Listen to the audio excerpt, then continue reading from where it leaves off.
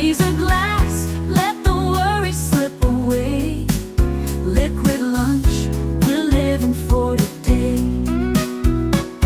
There's Troy laughing with his gin and a grin, telling stories about where he's been. Boomer's got whiskey, he's loosening his tie, chasing dreams under a midday sky.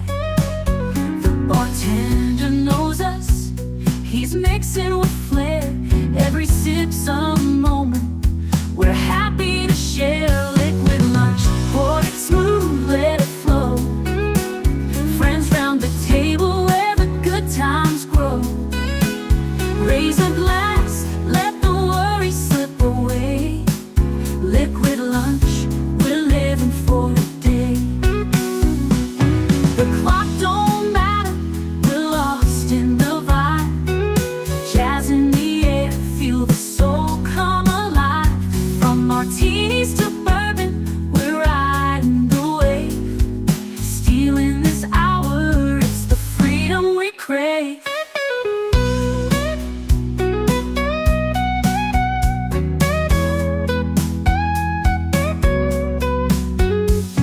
The sun's still shining, but we're in our zone. This bar's our shelter, our temporary home. One more round before the world calls us back. Savor the moment, keep the blues in the rack. We'll laugh and we'll toast till the afternoon fades.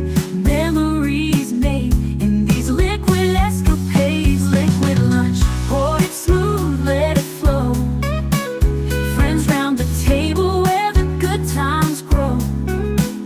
Raise a glass, let the worry slip away. Liquid lunch, we're living for today. So here's to the daylight, the drinks and the fun.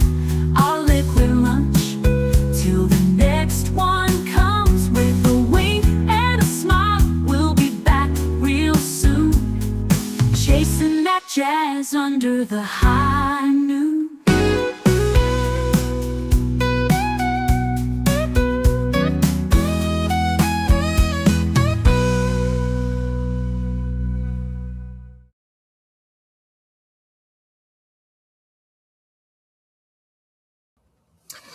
Salute and welcome. Happy weekend eve, Friday eve, I suppose. As you know,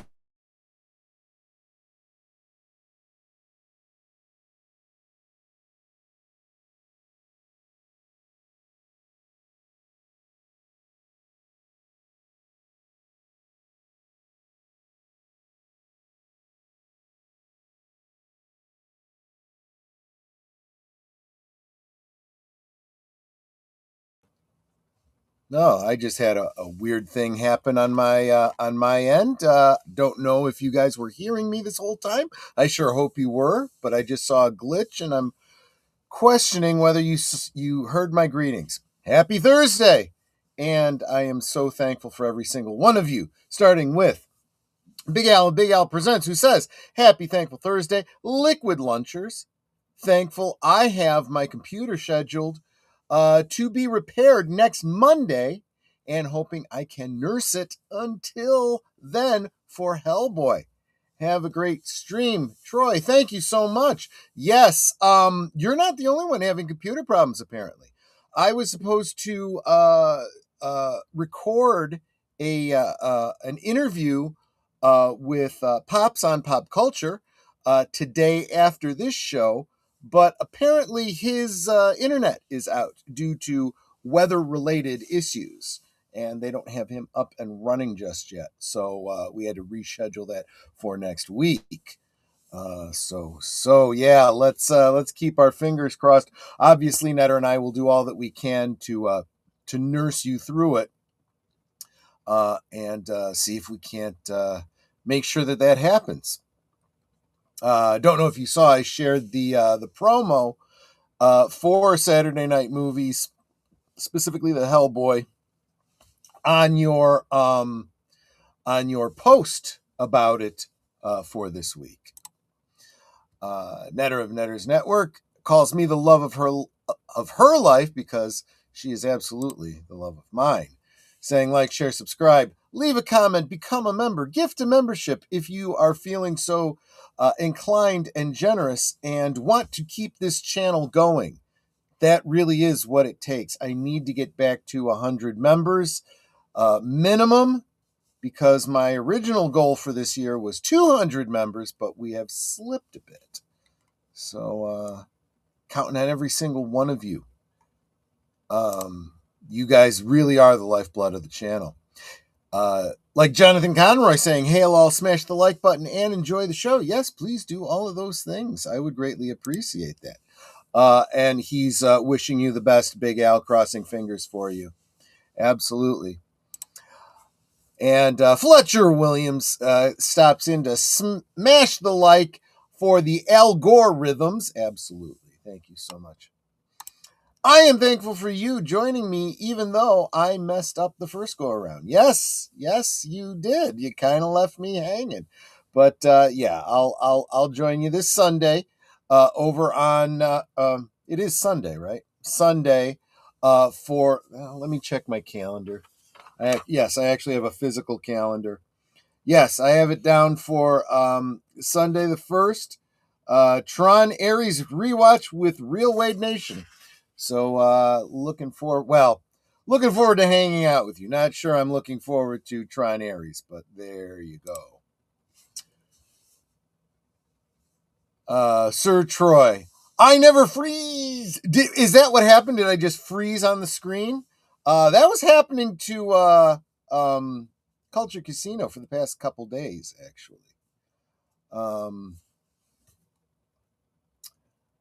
Windows 11, cough, cough. Yeah, could very well be. At noon. We can both trash parts. I haven't seen it yet, so I don't know what to trash just yet. I will have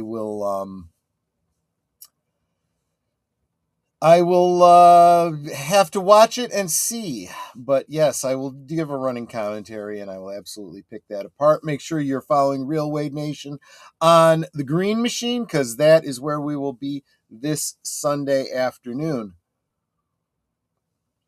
I'm guessing that's before all the stuff starts on Deleted Scenes, which leads into Geeky Geezers, which leads into, the other stuff at night. Don't hold back. I can't wait for your first reaction. Yeah, it'll be honest. I'm not. I mean, there's certain things I'm going to go into it already with an opinion on. I don't appreciate the fact that they didn't bring back almost any of the original characters.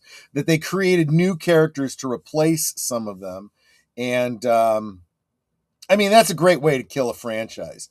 I'm getting sick and tired of IP holders assuming that they can take us for granted, that we are a built-in audience, that no matter what they do, we will be there for it, and then they can just start pulling in a new audience. That's not how it works. That is not how it works. What you do is you make classic, timeless stories that everyone, or the vast majority of people, will love, hold on to, and keep your fans, and they will bring their friends to it. That's how you acquire organic growth. Anything less than that, and you're literally killing the golden goose. I normally do it later, but I tried to fit it in your Sunday schedule. That's fair. Thank you so much. I super appreciate that. Another thing for me to be appreciative of. So I would love to hear on this still chilly cold, warmer than it has been. I'm at 14 degrees here in the Chicago area. I guess that's something to be thankful for. I am looking forward to the spring thaw, because once it gets over 50 degrees, I can go outside, and I have a couple projects that either I finished that I need to put the finishing coat on, specifically a garden gnome that I painted for Netter. I have a spray coat to put on it that I can't do indoors, and I can't do it outdoors until it's over 50 degrees. And same thing with starting this Jeremy Brett Customigo figure. I need to primer this first, and that will happen again outdoors when it's over 50. Hail to Connie Cleary, the bird woman of YouTube, and Fluff Chick Productions. I am thankful that she was able to make it today. Thankful so much for you being here. I'm thankful that I actually did finish a couple of other projects. I got a little bit more work done on my next Cantina video. In fact, going to do a little bit of editing on that, and then see. Well, then I'm gonna. I'm working all from B-roll. I may film some of the A-roll today. And if that goes over, I could have this video done by the end of the week. Yes, I know that's like 24 to 48 hours, but that could very well be the case. Also thankful that, and this is going to sound like a weird one to you. Bear with me. I had a very strange dream last night, and I have no doubt that it was because of a very strange movie that I watched yesterday. I don't remember the name of the movie, but it was an animated film. The animation style was very similar to Archer, if you've ever seen that show. It was that same kind of animation style. It starred the voice talents of Ray Wise as the main villain character. His name was DeKalb. I know that because of the university town that's near me. And it was narrated by William Shatner. A very, very strange film. But I'll be honest, by the end of it, I was thinking they could make this into a series. I might have to look back and try and find out what that movie was called and see if they had plans for it, if it was meant to be some sort of a cable TV pilot or something like that. But it was a very strange movie, and it put me in a weird headspace when I went to bed. So I had some weird dreams. And ultimately, thankful that, my reality is way better than anything I was dreaming last night, because it was not a pleasant dream. You wake up and you're like, it was just a dream. Whew, kind of a thing. So very thankful for that. Very thankful I have not had to go out during this whole cold snap. I went out last Saturday to pick up a very important item that I may end up doing a video about in the future. And while we were out, get our shopping done. And as a result, have not had to do any driving around, going out of the house at all throughout the weekend and this whole week.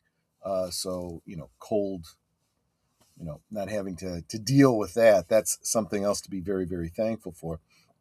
But generally, I also like to try to find ways to talk about things in pop culture that I'm thankful for. That's sometimes a little bit more difficult, right? I guess the low-hanging fruit is, well, it could be worse. It could be worse. But let's take a look at some things and see if I'm still feeling that way.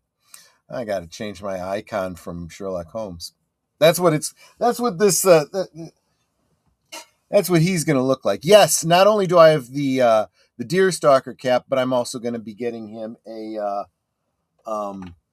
top hat as well. So basically, this exact outfit the character is going to have, and then he's going to have the Deerstalker and the Inverness eventually, because I'm going to have to hand sew the Inverness. Anyway, let's get to it. Entire this. Share. I'm kind of surprised that it didn't shout at me that I wasn't sharing sound, and I knew I wasn't sharing sound. Can I get a 5x5 from everybody? Am I coming through audio okay? Are you seeing me okay? That little glitch at the beginning of the stream kind of bothers me, and I want to make sure you guys are hearing me okay. But this, I feel, is something to be thankful for, and that's Stephen Colbert's final show date set as CBS brings the late show era to a close. Not that I'm sitting here being thankful and happy and rejoicing in someone else's misfortune or that someone is losing a job, that actually many people are losing a job because it's not just one person, right? Okay, thank you, Fletcher. Super appreciate that. But I am thankful when I see that things happen the way they ought to, right? There used to be a segment on Sesame Street that would teach people to, that would teach children to think through actions, to make logical predictions. Like Cookie Monster is sitting on a platform on top of a pillar, and Grover comes over and says, "What would happen if I were to pull this pillar out from under the platform you're sitting on?" And he's like, "If you pull out pillar, next thing happen, Cookie fall." You know, logical result of your actions. And honestly, Stephen Colbert, his stupidity for years now, he's been hemorrhaging viewership. The numbers have come in. He's been losing money year after year after year. And without USAID or whatever it is that's been propping him up, they just cannot continue. CBS and CBS overall has been making a movement, a pivot towards the center. So and Stephen Colbert showed no signs that he was willing to make that pivot with them. He doubled and tripled down like a child throwing a tantrum, and this is the obvious result. Quickly want to say hi to the Brain Chew. Good to see you, my friend. I don't know if you joined us on Monday, but we watched the movie that you suggested, that rotoscoped Scanner Darkly. Bizarre film. One of those ones that you could spend a lot of time picking apart and deciding what was real and what wasn't. But it was a Philip K. Dick based story, so I'm sure it's a lot like you could waffle back and forth on it the same way you would with Blade Runner and what was that other one? Get Your Ass to Mars. Total Recall. You know, but thank you very much for that suggestion. Something else to be thankful for on Thursday. Like how to cooperate to get fruit off the tree. Yes, they had those two aliens that had arms up in the air that with no elbows, so they couldn't bend their they could pick the apples off the tree, but they couldn't get them down to their mouth. So they had to work together to they'd pick. Well, first they tried throwing the apples at each other, and then they realized that wasn't helping either one of them. So what they'd do is they'd pick it, and then they would feed it to each other, and it became the reciprocal relationship. So problem-solving skills. Exactly right. You're exactly right about that. Colbert has ruined David Letterman's legacy. Absolutely true. Bringing the late show era to a close. Absolutely. I liked A Scanner Darkly, but it was certainly a weird movie. Yeah, it really was. It really was. Good to see you too. I wasn't able to join, but I'm glad you liked it. It's definitely a mind trip. The you've already seen the movie, so you could go back. You're a member. You can go and see the member streams. Go and listen to our audio and see what we had to say about it. I think you can also see the chat when you replay. So you might get something out of, going and checking that out as a member. Leia Plus Size, good to see you. She says, afternoon, Troy, and all in the chat. My job position changed at my job, so sometimes I catch you on the backwatch, but had a chance to stop by today. Well, that's something for me also to be thankful for. So thank you so much, Leia Plus Size. That's exactly the idea behind Liquid Lunch. If you are able to catch me live on your lunchtime, great. Come by, drop a chat, say hi. If not, you can always catch at your leisure. That's one of the great things about YouTube streaming. Troy, do you have a unicorn figure? I don't. Would you like me to fold one out of origami for Sunday? I think I can manage that. I could try doing that. And actually, I say that, but I'll bet Netter has a unicorn figure around here somewhere. Probably does. In fact, I'm almost certain she does. Oh, now that I think about it, I probably have one in my D&D miniatures. I probably do. So there you go. But yeah. So,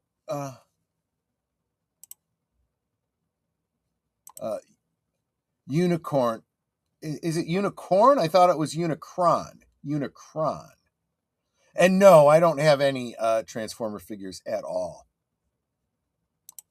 Yeah, Unicron. That was that really, really big one that came from the HasLab. No. I hate HasLab as it is. I only support them when I absolutely must for Star Wars and occasionally for Ghostbusters.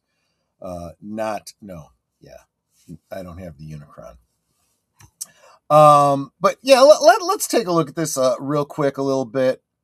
Stephen Colbert has announced the date for his final show, making The End one of the late night television's longest running franchises and particularly contentious chapter in its modern history. According to reporting from Deadline, The Late Show with Stephen Colbert will air its final episode on Thursday, May 21st. Jeez, we still got this until May. Well, not that I'm watching network television anyway, so it really, really doesn't matter.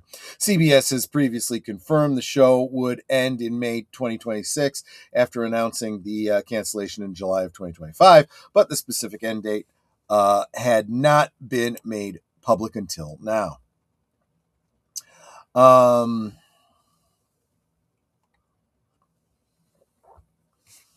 And now that I think about it, why would you see? My head was going to Blade Runner, not Tron. So that's why I was thinking, unicorn. That's where the disconnect was. Wade, sorry about that. That was my bad weirdness on top of the typos.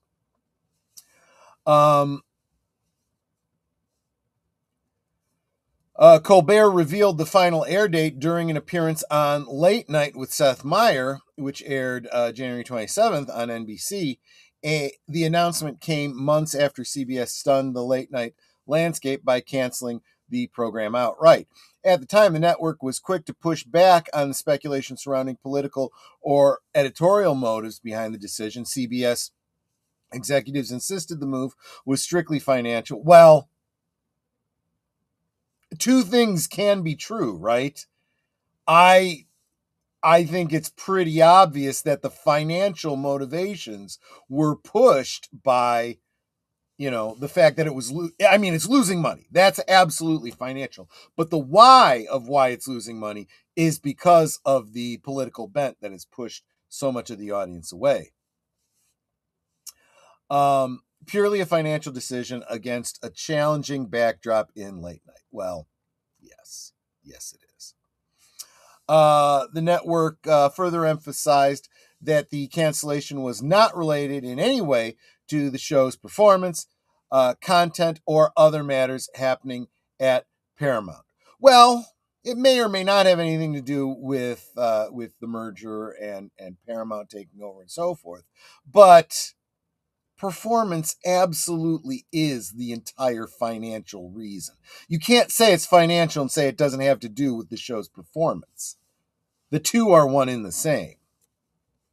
I won't miss Colbert. Never liked him on The Late Show. I hope we can get back to entertainer giving us entertainment. Well, that's what I try to do. that's what I try to do myself. Culture Casino, many others, bringing you commentary, interviews, and so forth. That's what we try to do here. We are trying to be the entertainment that we aren't seeing on television. Cancellation following high-profile political commentary, despite what they say, there actually absolutely has been. Awards recognition as viewership declines. Yeah. And as you know, the awards are losing viewership too. They are becoming more and more irrelevant. The entertainment industry as a whole is becoming more and more irrelevant. The end of an era and a symptom of a bigger problem. While CBS maintains that the final show of Stephen Colbert represents a financial recalibration rather than a content-driven rebuke, the cancellation illustrates a harsher reality for late-night television as a whole. Once a cultural centerpiece, the genre has struggled to maintain relevance in an on-demand media environment where younger audiences have largely abandoned linear broadcast viewing, and the older audience too. Colbert's increasingly partisan tone also narrowed his appeal over time, turning The Late Show into a reliably ideological program rather than a broadly accessible entertainment platform. It's just obvious, right? You know, you don't take all of the cheese out of macaroni and cheese and expect it to have the same appeal to the same audience, you know. When curtain falls on May 21st, it will not simply mark the end of Colbert's tenure. It will signal the continued unraveling of a late night format that no longer commands the audience influence or financial justification it once did. And yes, remember how he shilled for big pharmaceuticals at the expense of many people's health and lives. Yes, I said it. It's absolutely true. So, good riddance to your show, you dumbass. See if you can find some, NGO to promote you on some cable channel or something, which is where I hope all of those ideologue chat show hosts, like the clucking hens over at The View, end up at. Good riddance to bad rubbish. Colbert was fun back in the day, but once he cashed the checks that the powers that be started cutting him, he became a tool, a shill. Sad, really. Yeah, no, that's absolutely right. Thank you so much. That really does mean a lot to me, Leia Plus Size. Ratings for a YouTube channel are the clicky things, right? The like, the share, subscribe, memberships, gifted memberships, super chats. Those are all the ratings, right? But this kind of positive feedback, you can't put a dollar value on that. That really does, because there's something internal where it's like, does anyone even really care if I go live today? Does it even really matter? Should I even bother continuing to do this thing? And it really does help to hear that. I really do appreciate that. And speaking of continuing to do all of this, I want to share with you what we've got coming up. Particularly pay attention to tonight, and we'll get back to all of this and what we are all thankful for in about 3 minutes after I share this. Be right back. You are watching Liquid Lunch, streaming every weekday at noon Central, 1 p.m. Eastern. Let's sip together. This week on Netter's Network, if you love a good yarn, you'll love who Netter's sitting down with. Storyman Jack fashions original audio stories of all genres and talks about how to write for the would-be author. Join them this Thursday at 9 Central, 10 Eastern on Netter's Network. This week, on Saturday night, at the movies, a demon raised from infancy after being conjured by and rescued from the Nazis grows up to become a defender against the forces of darkness. Ron Perlman, Doug Jones, and Selma Blair star in the 2004 comic book adaptation by Guillermo del Toro, Hellboy, this Saturday on Big Al Presents Films with Friends, 9 Central, 10 Eastern. In a world where nearly all the entertainment is remakes, reboots, and rehashes of older properties, maybe it's worth it to get some commentary from people who experienced it all when it was novel and fresh. Catch Boomer and Pacelli on Geeky Geezers every Sunday night at 8 Central, 9 Eastern.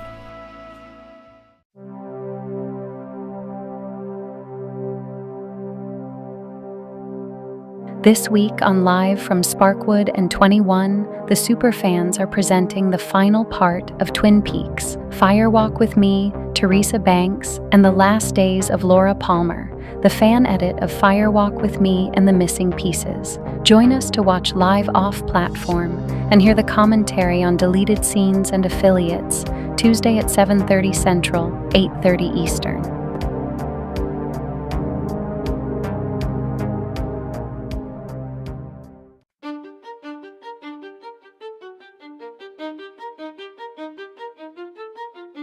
After a 4-month absence, Sherlock Holmes returns to Baker Street following an important assignment for the French government, recovering the Mona Lisa stolen from the Louvre, and several attempts on his life by the crime's perpetrator, Professor Moriarty. Ultimately, will Holmes survive? The final problem? Find out on Last Call Presents The Adventures of Sherlock Holmes, this Tuesday at 9 Central, 10 Eastern. We now return to our liquid lunch.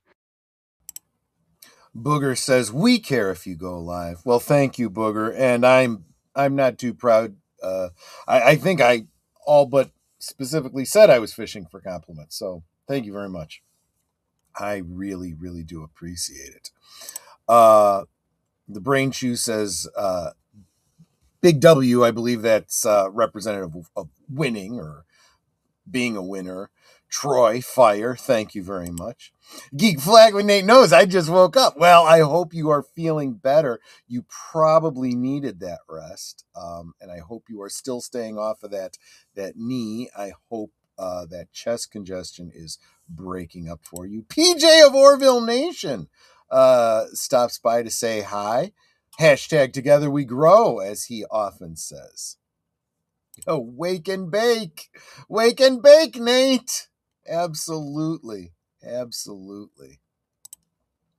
So let's see what else we've got coming up. So another kind of a tragedy for a big company that, sorry, I don't have a great deal of empathy for large conglomerates. They're not people, despite what our Congress might decide.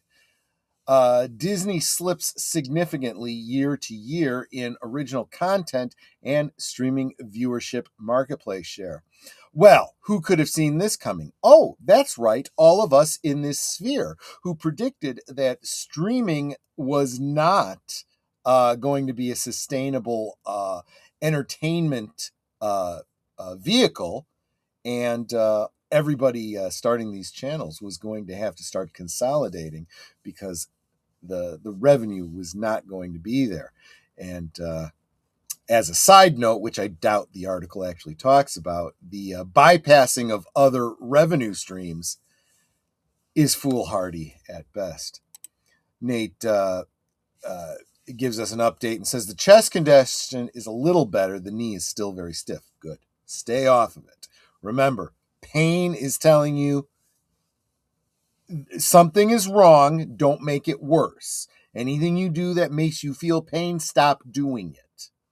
Right? Stop doing it. So let's get a little bit into what WDW Pro is saying about this. Disney's share of total U.S. TV viewership has slipped over the past year in Nielsen's media distributor gauge, and the details of what did drive Disney's viewing make the bigger story pretty clear. Disney is leaning harder on sports and seasonal library programming, while the industry's biggest originals gravity is increasingly pulling elsewhere. Nielsen's media distribution gauge and expansion of the gauge that rolls up broadcast, cable, and streaming viewing into total TV usage by distributor is designed to show where audiences spend time across the full TV screen ecosystem, not just streaming subscriptions or social buzz. That makes it useful. Makes it a useful share of attention scoreboard for who is winning minutes month after month. This comes to us from the Reporter and it's showing a ranking. YouTube is the highest. It is beating Disney. Disney is still beating Netflix. Then on down Paramount, NBC, Universal, Fox. So there you go. There you go. I'm actually surprised the Roku channel isn't doing better, but there you go. Yes. In the December 2024 media distribution gauge, Disney ranked number 1 with 11.2% of total TV usage. 1 year later, in December 2025, media distributor gauge, Disney was number 2 at 10.7. That's a half share point decline year over year in one of the most content heavy TV heavy months of the calendar. It's also at a point where Disney is buffered by heavy sports schedules that benefit ESPN and ABC sports coverage, automatically placing easy watch time into Disney's brackets. So if sports viewership was up for December, and it was, traditionally Disney content may be receiving less eyes than it even appears. Oh yeah, then it's a reminder that Bluey still pulls in viewership, but Bluey is just being carried by Disney. It isn't actual Disney content, right? So I'm not going to read any more into this. I think we all know Disney is slipping. And again, what happens when you put all this money into creating content for your streaming service and throw it out there? It gets consumed by the people already subscribing to you, so you don't receive more money for that. The hope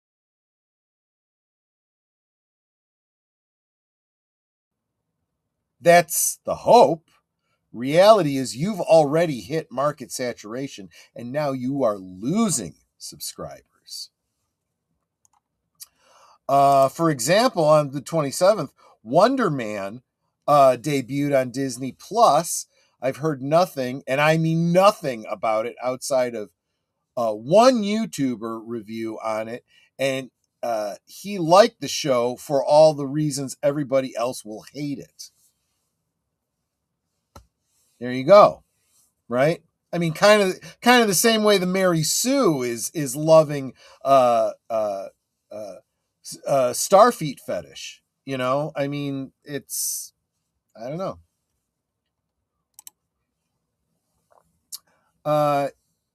Yes, Netter's scolding. You stay off that leg, resting your knee.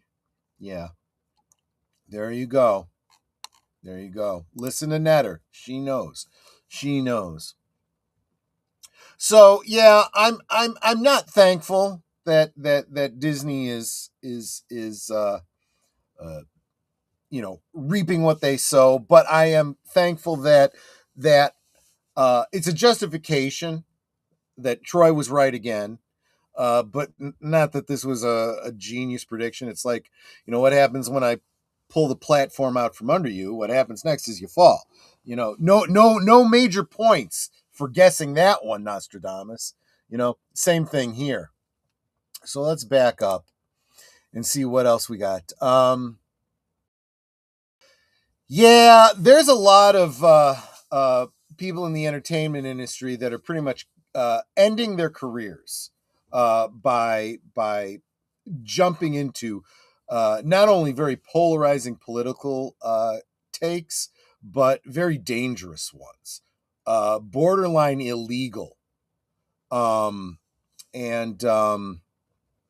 I mean, can you imagine if you came out, in the 50s and said and claimed in interviews that you were a communist and that you hated America, and communists should rise up and start trying to do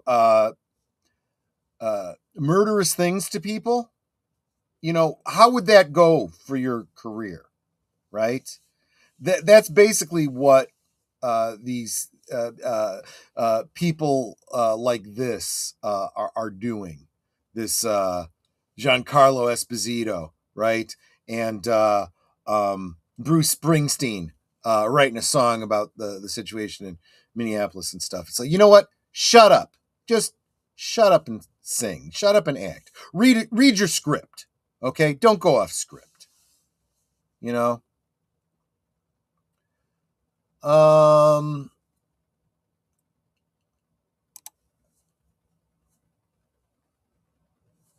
Film tariffs. See, we just talked about this the other day.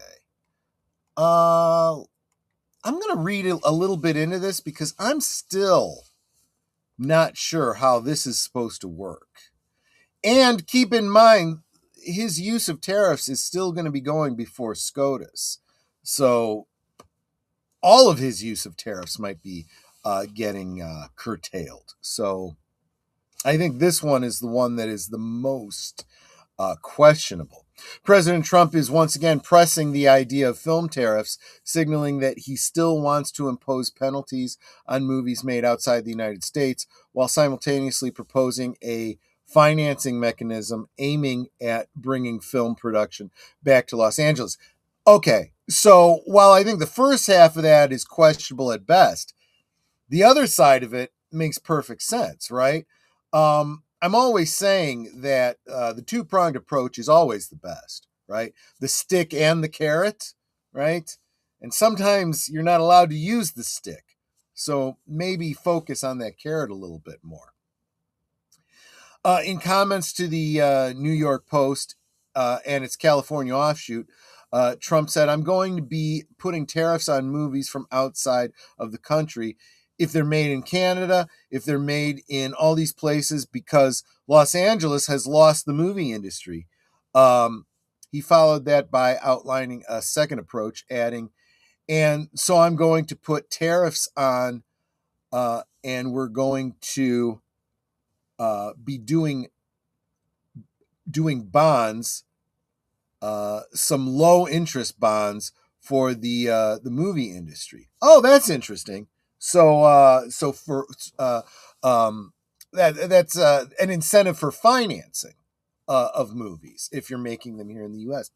Not a bad idea. Not a bad idea.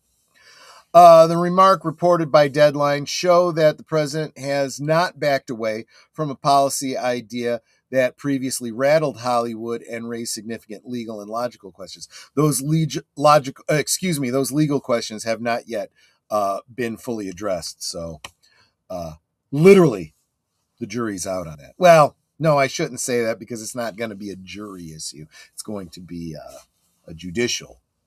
So the court is still out on that one. Trump first floated the idea of 100% film tariffs on movies made in other countries in May. At the time, the White House walked back the announcement, saying the concept was still under review. Understandably so. Trump's latest comment indicates he remains committed to the underlying goal of discouraging overseas productions. I don't think anyone should be opposed to that goal. Not sure tariffs are the way to do it, but it is a worthy intent. The president offered no new details on how such tariffs would be implemented, nor did he explain how a bond program for the movie industry would be structured.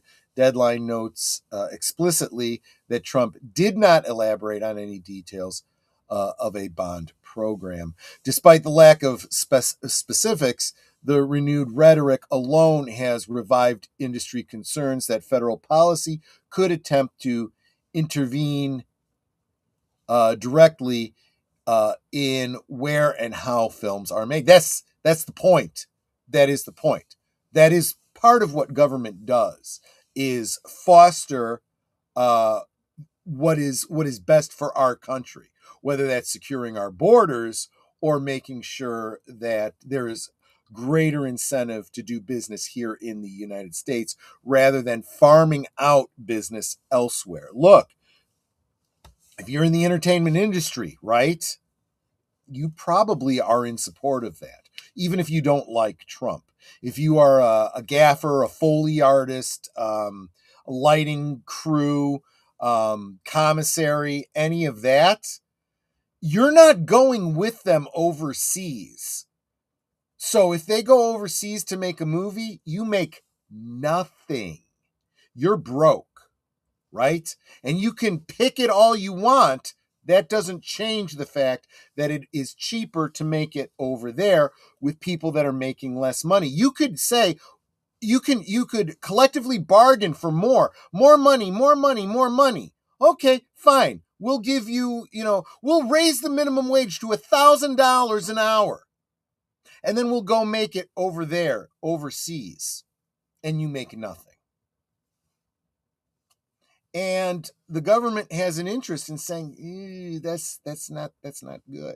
It's the same thing with hiring, what is your politically correct term? Undocumented migrant workers. In other words, illegal aliens. That is a legal term. You don't like that term? Change the law. They are illegal aliens. They are being paid cash under the table because it is illegal to pay anyone less than a minimum wage. But they do it because this way they can circumvent minimum wage. Congratulations, you got $20 an hour minimum wage and you're making nothing because they're giving the job to somebody who is working for cash under the table. And you're out picketing to make sure they can stay in the country. Congratulations. You're a genius. You're a friggin' genius. And when SAG-AFTRA, go and picket and say, we won't go back to work until you promise not to use AI again. Okay, we promise not to use AI. You back to work now? Okay, we're just going to go overseas and make this movie with AI. Bye. But Trump's the bad guy. Trump's the bad guy, right? Yeah, legal barriers and tariff authority questions. Yeah, this is what I was getting at. Drug dealers are just undocumented pharmacists. Shoplifters are just undocumented customers. It's a great point, Booger. Absolutely a great point. I don't know why he's using the word tariffs. It should be federal taxes, a higher federal tax on all productions made outside the U.S. Outside the U.S., a lower or no federal tax on movies made inside the U.S. Actually, that is probably the better way to go. It would sell much more easily. But whether it's tariffs or taxes, I do believe we're going to still run into the same implementation problem, because doesn't that still have to come from Congress? It's got to be legislated, right?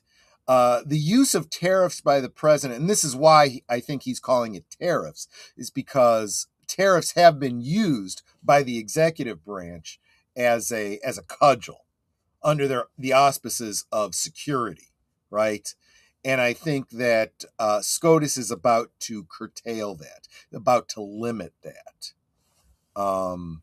So I think that he should be urging Congress to take more action than trying to do this unilaterally. And keep in mind too, anything the president does unilaterally is temporary, because under the next administration, all of that could be stripped away, if it's not instituted legislatively. Right tool for the right job, folks. Just because you have a good intention doesn't mean you're going about it the right way. Work smarter and not harder. That's what I keep saying. But yeah. So that's that Park Place. Mass layoffs hit Avengers Doomsday production company as Russo brothers cut 15% of staff. Guys, talk about things happening the way they should, and seeing the natural outgrowth of actions. I again keep falling back to, I am thankful to see that things operate the way they should. And these movie companies need to start getting leaner. They need to start being profitable in a traditional sense, right? Not being profitable because they're making money off of NGOs and kickbacks, because they are putting out a product that people want, consume, and are willing to pay more for than it costs to make the product. Simple economics 101. Right now, the entire movie industry is not doing that. Star Wars definitely is not doing that. Marvel is definitely not doing that. And I've said it for the longest time. You hold the control in your hands. Withhold your money if you don't like what you're getting. Quit pinching your nose and swallowing it like an OF model, You shouldn't use a hammer when you need a screwdriver. Exactly right. Exactly right. That is the perfect analogy. That is trying to drive a screw with a hammer. You can do it, but it is not the best way to do it. And it's long-term not going to be successful. Yes, you will join the two pieces of wood by driving the screw with a hammer, but you are going to split the wood and the entire thing is going to collapse. Yeah. In fact, I would even argue, depending on what kind of wood it is and what you're driving, you might want to use a drill first to drill a guide hole, and then use the screwdriver. Absolutely right. Right tool for the right job. Anyway, speaking of being a tool, that's me. And I am going to start wrapping it up now so you guys can get back to your day. So I can get back to mine. I've got a couple projects I'd like to finish up today. I've been doing a good job of finishing up projects, not necessarily specifically related to the show, but everything in my life is kind of interconnected. So as I finish a project, I can get it put away. The more I get put away, the more I straighten up in my filming area, so that I can start expanding my filming area. My goal for this year, by the end of the year, is I want to have the entire this section of the basement cleared out, so that I can turn the bar into a filming location and start doing more filming from behind the bar. Also need to clear out some space here so I can pull the Canarble wagon into frame. Because yes, it actually does exist. It does physically exist. You just don't normally get to see it on camera. Yeah, so lots of other things, lots of other pokers in the fire. But well, you don't have to apologize. Just rewind and start over again. You're here live for the end, and then you can go watch the beginning on Memorex. Not a problem.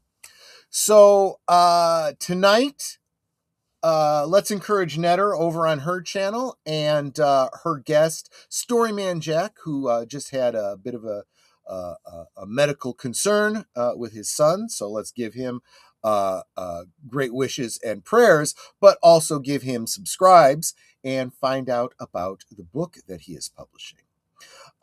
Tomorrow night, trying a new segment on Last Call, so I hope you come join us. If you don't like it, let me know. We won't do it again. If you do like it, let me know. We'll do it again. And even if you do like it, I'd be open to how I can improve it. And of course, Saturday, Hellboy. Here's hoping, the duct tape and baling wire hold the computer together for Big Al. And that's all I've got for you today. I want to thank you all so much. Again, as I came into this show, I'll go out saying that what I am most thankful for every Thursday and really every day is all of you. Super appreciate you guys. Take care of yourselves. If you're not healthy, get healthy. If you are healthy, stay healthy. Drink responsibly. Stay hydrated. And I'll see you all on the next one. That's tonight over on Netter's channel. Take care, everyone. I hit the button. Goodbye. Hope to see you again real soon.